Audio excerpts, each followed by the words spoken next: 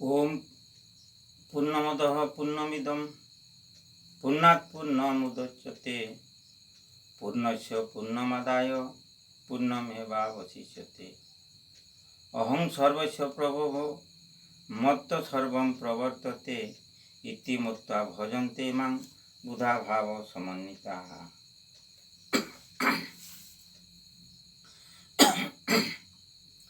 समग्र विश्वर आत्मीय बंधुगण को विनम्र प्रणाम निवेदन करुछि।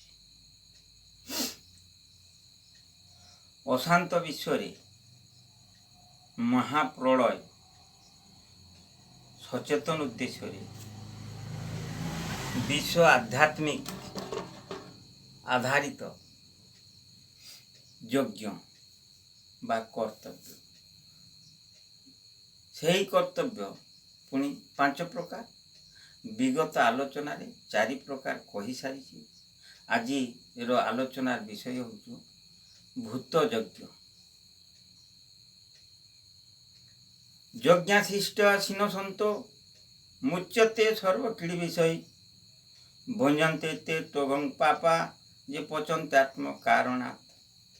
यज्ञाशिष्ट आसीन सन्तो मुच्यते सर्वकीड़ी विषय भुंजन्ते ते त्वगं पापा जे पचन्त्यात्म कारणात्। आमे सब प्रकार ठीक ठाक कर्तव्य पालन करवा। कर्तव्य पालन करिवारे मध्य धन खर्च अछि। सब प्रकार खर्च परे जहा अवशिष्ट रहिबो सेथिरे आमे उपभोग करवा बा आम निज स्वार्थ पई प्रयोग करवा। एटाई होचु ए भगवत वाणी प्रेरणा। तेबे भूत यज्ञ कथा को आसीबा। भूत यज्ञ कहिले भूतर अर्थ एठारे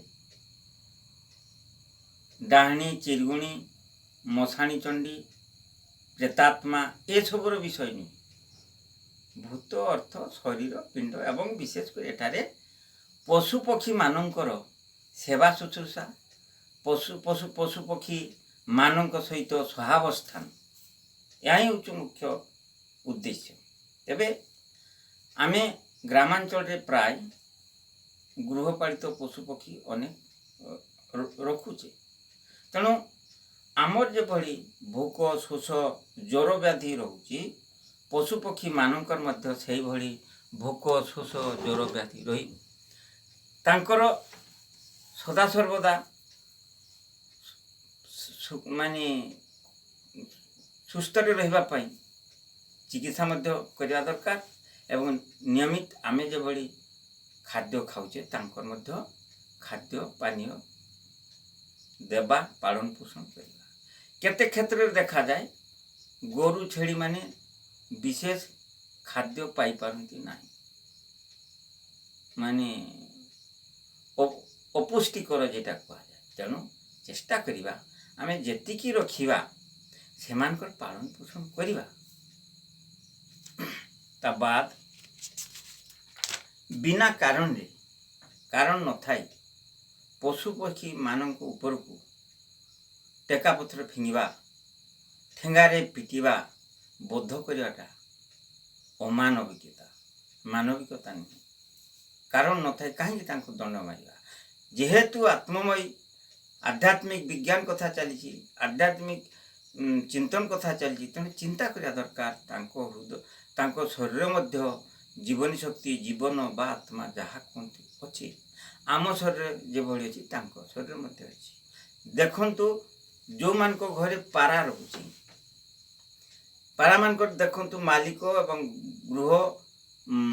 गृह रे बास करथा लोक मान को सहित किभली संपर्क सकाळ हेला माने से माने भावी थांती मालिक आमको किसी खाद्य देवे।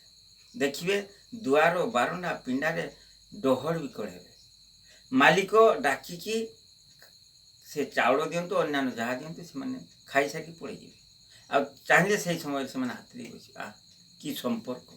अथच जदि आम नियमित देउ थाई अथच दिने देवा नहीं भोकर से माने आउटी पाउटी किसी कहि परिबेनी किंतु अनौथिबे कौन से माने अनेबारे तांकर आत्मा कौन भाव प्रकाश करूनी जे मु केते नहीं कष्ट पाऊँगी यार आत्मिक दुर्दशार प्रतिक्रिया आमको भोगवा तेणु बंधुगण आम गृहपालित पशुपक्षी मान जत्न नेबा यहाँ हूँ भूत योग्य पुणी आज दिन में अनेक दुग्ध चाषी बंधु अच्छा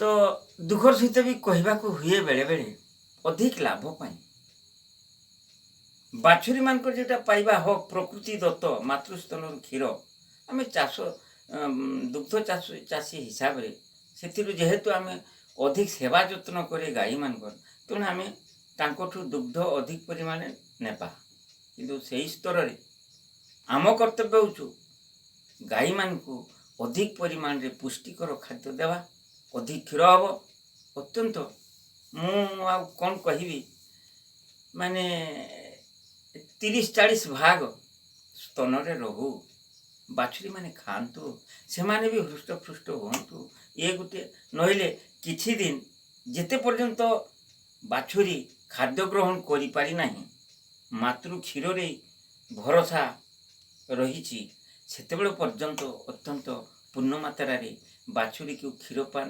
देवारे सुजोग देवाटा आमर परम कर्तव्य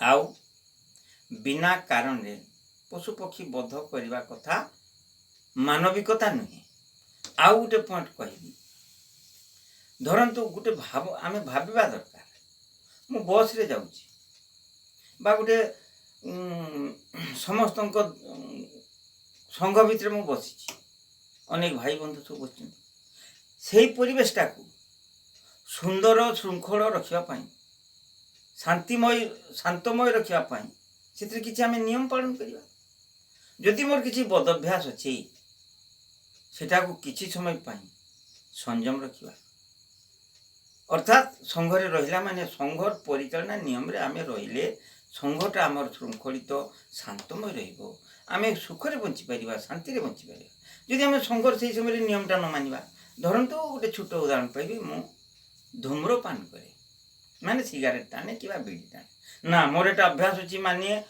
भारत स्वाधीन होती देश स्वाधीन होती माने मते कई माने कहारी कथा मु शुणिबी मु स्वाधीन सर्वसम्मुख सिगारेट धूम्रपान करी अच्छा कहतु आपण जे माने पियंती से माने धरंतु पिउ नथिबे मु पीबी ताहु केमती लगे निश्चय खराब लगे असह्य लगे कारण धूम्र भी समस्त सही पारती शारीरिक दृष्टि क्षति भी कारक सुतरां मत नियम पालन करने समस्त संगे धूम्रपान निषेध ए छोटे गोटे उदाहरण बस रे आमे जाऊँ बस रे आमे धूम्रपान करवा पान छेप पकेवा एटा कौन ठीक एटा कौन मानविकता नहीं ठीक से भली टिके परोक्ष भाव में कहवा चाहूँ बंधुगण यदि समाज रे गोवध कले अनेक बंधु मानक मनरे बहुत दुखदायक हो जाए तेणु समस्त को सम्मान जन यदि आम से विरत रहा ताले भारतटा केते शांतिमय न हो निज निज भितर मांस तो आज्ञा अनेक प्रकार अच्छे अनेक प्रकार अच्छे तेणु अनेक प्रकार आम चल पार कि असुविधा ना तेणु आम देश शांति सुखरे भाईचारे रही समस्त मतामत को सम्मति जन आम बचाटा बहुत भल भविष्य उज्जवल हो आउ वर्तमान परिस्थिति चिंता करंतु आज आम पशुपक्षी मान प्रति अवहेला कर बेखातिर कर मानविकतार गुण तांको प्रति न देखेबार आज ज्वलंत उदाहरण भोगुचु यही किछि दिन तले देखंतु बारिपदार टाउन रे हाथी चलिला आज को 50 वर्ष तले कई भाभी थिले हाथी माने जंगल छाड़ी कि आमको आसिक घर द्वार छिन्न छत्र भांगी देवे इत्यादि कहीं एटा प्रत्येक पशुपक्षी हृदय रे जागृत अच्छे आज्ञा किंतु से प्रतिशोध नहीं पारु नहांती केवल हाथी भली जंतुटे प्रतिशोध नहीं पारुछि आहरी आम देखुचे आपण माने भी पढ़ुचंती पेपर कि इत्यादि भी टीवी इत्यादि भी देखुथिबे हे भालू आक्रमण कला गाँ को आसिक भालू आक्रमण करिकी से लोक डाक्तरखाना भी पठेदेला हे कौ जगार बाघ सिंह पशिगले ପ୍ରତିଶୋଧ ନେବେ ତାହେଲେ ପରିବେଶଟା ଭଲ ହେଉଛି କାହା ପାଇଁ? ସୁତରାଂ ଯେତିକିଟା ସମ୍ଭବ ଯାହା ହେବା କଥା ହେଇଛି ଆମେ ପୁଣି ସଚେତନ ହେବା ଦରକାର। ନହେଲେ ଭବିଷ୍ୟତକୁ ଆଉ ମହାପ୍ରଳୟ ନ ହେଇ ଆଉ କ'ଣ ହେବ? ସୃଷ୍ଟି ଆପେ ଆପେ ମହାପ୍ରଳୟ, ପ୍ରାକୃତିକ ଦୈବୀ ଦୁର୍ଯୋଗ ବି ବଢ଼ିଯିବ। ଆମର ଜୀବନଶୈଳୀରେ ମଧ୍ୟ ଏଇ ବିଶୃଙ୍ଖଳା ଜନିତ ମହାପ୍ରଳୟ ହେବ। ସୁତରାଂ ବିନମ୍ର ଅନୁରୋଧ, ଆମେ ସମସ୍ତ ମଣିଷ ଜଗତ ଅନ୍ୟ ଜୀବଜନ୍ତୁ ଜଗତ ସହିତ ସହାବସ୍ଥାନ ରହିବା, ସେମାନଙ୍କୁ ହଇରାଣ ହରକତ କରିବା ନାହିଁ। ଗୃହପାଳିତ ପଶୁ ପକ୍ଷୀମାନଙ୍କର ଯଥାସାଧ୍ୟ ପାଳନ ପୋଷଣ କରିବା, ଏହା ହିଁ କର୍ତ୍ତବ୍ୟ ନିଷ୍ଠା ଭିତରେ 5 ପ୍ରକାର ଯଜ୍ଞ। ଏତିକି ରହିଲି। ଉଚ୍ଚାରଣ ମାଧ୍ୟମରେ ତ୍ରୁଟି ପରିଲକ୍ଷିତ ହେଲେ ଦୟାର୍ଦ୍ର ଚିତ୍ତରେ କ୍ଷମା କରିବେ। ପ୍ରଣାମ।